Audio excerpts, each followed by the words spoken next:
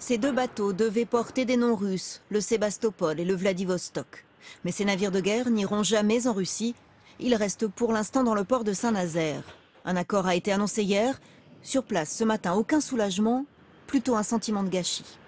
Je trouve ça écœurant de voir que c'est nous qu'on va payer maintenant. Je trouve que c'est une bêtise, on aurait dû respecter le contrat. Je pense qu'en France, étant donné la crise qu'il y a, c'est un peu compliqué, je trouve, de garder des bateaux comme ça. Je comprends pas pourquoi on se permet de garder des sommes comme ça en train de flotter sur l'eau, tout simplement.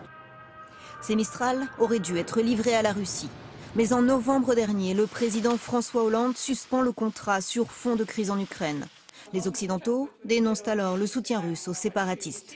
Depuis, les Russes réclament le remboursement des sommes avancées, plus des indemnités, soit près d'1,2 milliard d'euros. Le montant final de l'accord n'est pas connu, mais le gouvernement l'affirme, il n'y aura pas d'indemnité. Le prix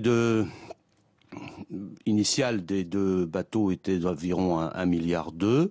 Le prix de l'accord, qui est le meilleur accord possible, sera inférieur puisque la Russie sera remboursée à l'euro des engagements financiers qu'elle a pu mobiliser et le montant exact sera communiqué au Parlement.